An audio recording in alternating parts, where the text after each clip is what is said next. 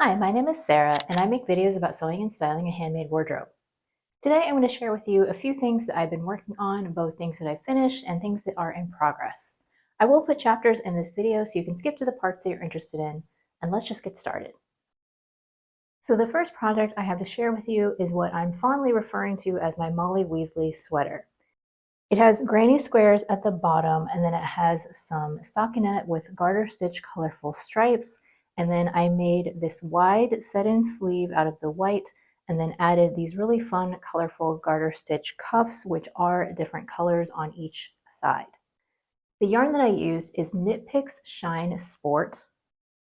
I started making the granny squares last summer, and at the time that I started making them, I really had no clear idea of what I wanted to make, other than that I knew I wanted to make something wearable, whether that was a tank top or a vest or a cardigan, something along those lines. So I crocheted a bunch of granny squares last summer, but I neglected to weave in the ends as I went, and so I had a stack of granny squares that all needed the ends woven in, and I really hate doing that, and so I just couldn't tackle that at that particular time. So I gathered up the granny squares and put them away and tucked them away for the winter. And then I got this project back out a couple of months ago and decided it's time to actually do something with these. So I did have to make a few more granny squares. I did weave in all of the ends and it did take forever. And then I ended up joining these in one continuous round, doing a join as you go method. And it was really fun to kind of puzzle that out and figure out how I could do it without breaking the yarn. Then once I had a long strip of granny squares, I decided, okay, I guess I'm making either a cardigan or a button-up vest because I had a strip rather than a completed circle. So then I had to decide whether I was going to continue on doing it in crochet or if I wanted to switch to knitting.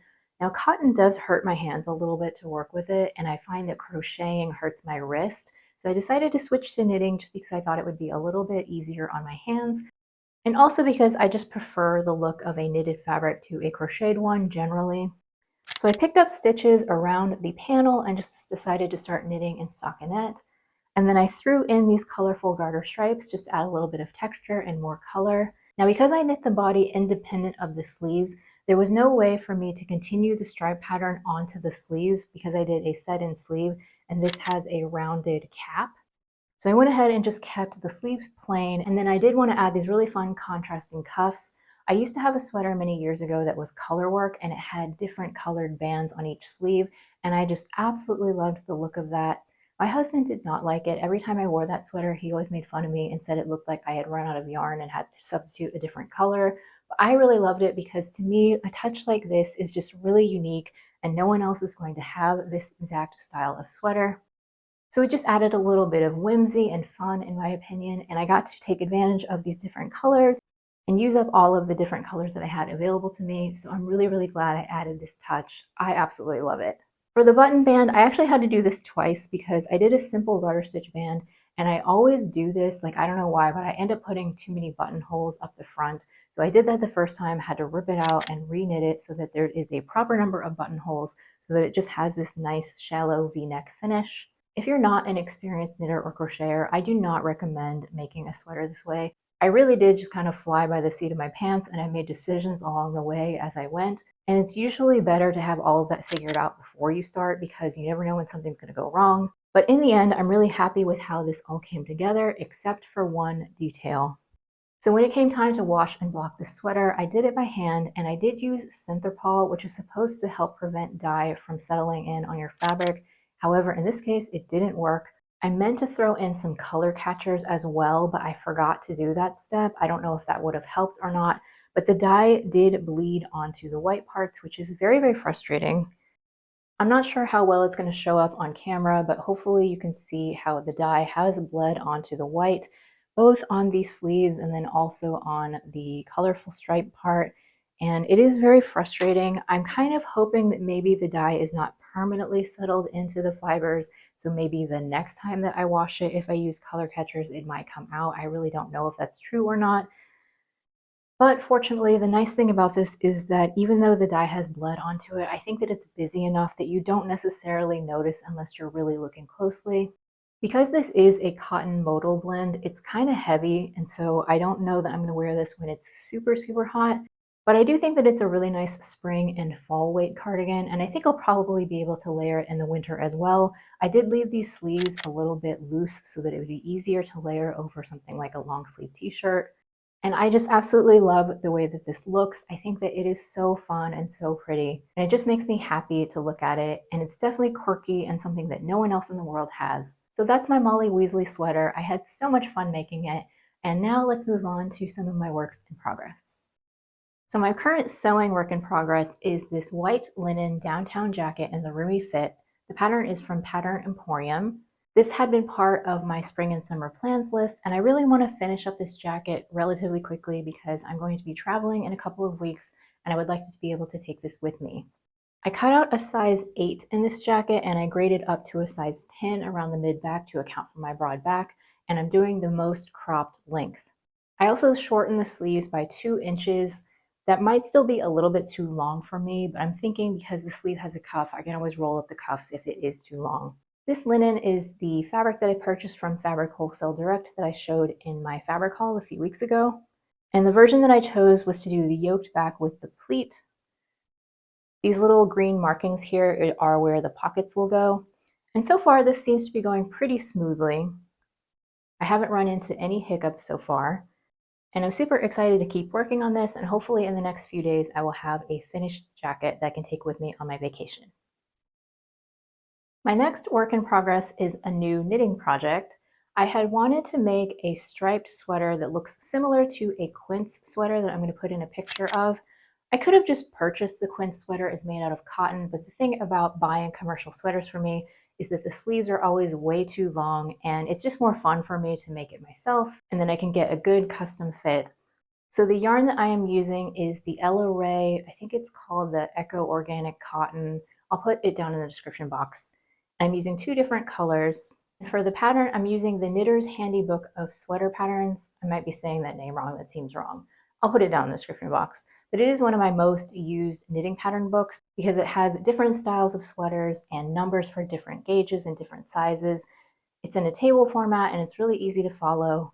And you can basically just make any kind of sweater that you want. It's a really good template for this particular kind of sweater because I'm just doing a very basic, like modified drop shoulder, nothing too complicated. I am knitting this in pieces because it is made out of cotton.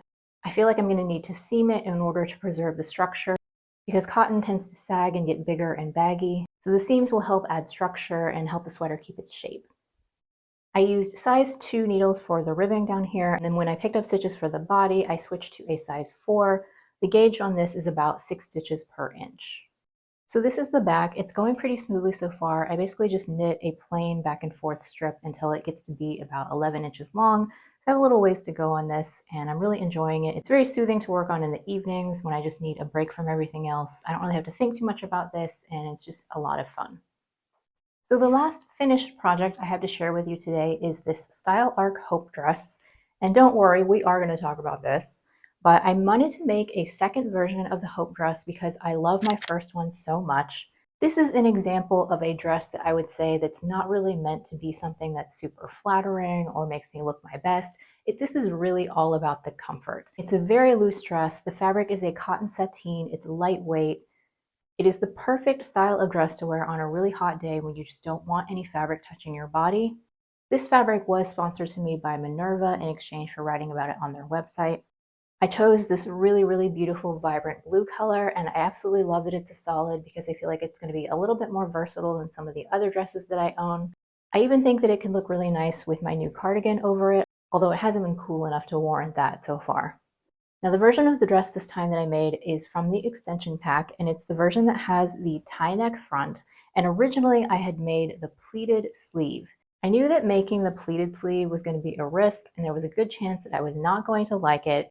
However, I was thinking I've never worn a sleeve like that before, I might as well try it, and if I don't like it, it should be relatively easy to change. And that's exactly what happened. So I made a size 4 in this dress, which is the same size that I made the last time around, and it fits me really well. I did not alter the length of the skirt, and so it is an ankle length on me because I'm so short. I love that this dress has side seam pockets. It's just a really, really comfortable, nice dress. However, I did run into some hiccups with the neckline here. So Style Arc is an Australian pattern company, and so I honestly don't know, because I'm American, whether maybe there's like a language barrier issue here, but on the actual pattern pieces, it says to cut out these little facing pieces here out of stabilizer. And when I look in the instructions, it says to cut it out of fusing. Now, where I'm from, stabilizer and fusing are not necessarily the same thing. To me, like fusing would be like interfacing, which is what I actually put in here. But stabilizer could be something that's more temporary, like you sew it in here and then you tear it away when you're done, or it washes away. But it also could just mean interfacing. And so I was a little bit confused about what I was supposed to be cutting these facing pieces out of. And in the end, I just decided to go for a lightweight interfacing. And the interfacing, it does go on the back piece, it goes on the sleeve, and it also goes on the front here. You gather the front pieces and then you put the front facing on. So I did all of that as per the instructions. However, after I stitched the binding piece on to finish off the neckline, I realized that having this interfacing showing just looks really, really bad, especially on the front, because when you don't tie up the neck, like it kind of flops open and you can see the inside of it and you could see that white interfacing and it just looked really terrible. So I tried to very carefully like trim away the facing pieces from the front. I might actually go back in and do that for the back and the sleeves as well, because it just looks so bad. And so now I'm wondering if maybe I was supposed to actually use the tear away or the wash away like temporary stabilizer and not interfacing.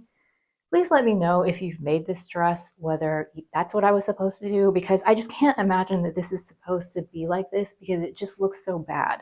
Also, I was thinking that because the neckline is bias bound, like you really shouldn't need stabilizer or fusing at all. So I'm just really confused about this neckline here, and I was not very satisfied with the results. Another thing that I think is a mistake on this pattern, or at least in my opinion it is that this necktie piece is way too short. Like there is absolutely no way that you can tie it in a bow. Like the best I can do is to tie it in a knot. If I were to do it over again, I would lengthen these ties probably by a good 16 inches so that I can actually tie it in a bow. And if I'm going to get nitpicky, I do think that the opening here is maybe a little bit low on me. It's not terrible, but if I move around just the wrong way, like my bra can peek out. So ideally the neckline would be a little bit higher, and I might even go back in and just sort of hand stitch it closed a little bit. But besides those things, I am really, really happy with the way that this dress turned out. Oh, I forgot to tell you the saga of the sleeves. There is a story about that. So I made the pleated sleeves, and I'll put in a selfie of what that looked like. And I absolutely hated it. Like I really, really hated it. I felt like the sleeves just ruined the whole dress. They were very stiff and they stood out, and it just gave a really weird silhouette, and I just did not like it. And I was like, okay, so this is where trying new things goes bad sometimes. So I need to change this. So fortunately, it was a very easy fix. I just took out the hem, I unpicked the underarm seam here, took out the pleats, and you know, like when you have a pattern piece with pleats on it, it's sort of jagged where you line up the pleats. So all I did was just sort of very gently like even that out so it was nice and straight. So the underarm seam back up. And then I added this little narrow elastic hem. I just used 3/8 inch elastic and gathered it slightly, and now it looks much more normal.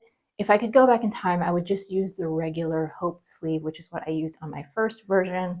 But in the end, it worked out, and I'm still glad that I tried something new, just so I know that I do not like that style of sleeve, that very structured, sculptured look is not for me, and I still ended up with a dress in the end that I really love. So I'm pretty confident that this dress is going to get a ton of wear this summer. It's just so incredibly lightweight and comfortable. The fabric is really lovely. It is a sateen, so it has an ever so slight sheen to it, but it's really lightweight. It feels very similar to a cotton lawn. And I've already worn this dress once, which is why it's a little bit wrinkly, and it's just so incredibly comfortable. It's everything that I wanted. And I thought I was done with this Hope pattern, but I think I might actually go back and make one more version eventually, because I saw a ready-to-wear dress that was similar to this up top, but it was a short version. It was like a mini dress, almost kind of like a baby doll look. And I thought that that was really cute and also seemed very comfortable. So I may end up revisiting this pattern one more time in the future. I definitely highly recommend it if you have not tried it, but maybe just read through the instructions before you start and see if there's anything that seems weird. So those are all of the items that I have completed recently and also what I've been working on. Let me know in the comments which one was your favorite. Thank you so much for watching, and I'll see you in the next video.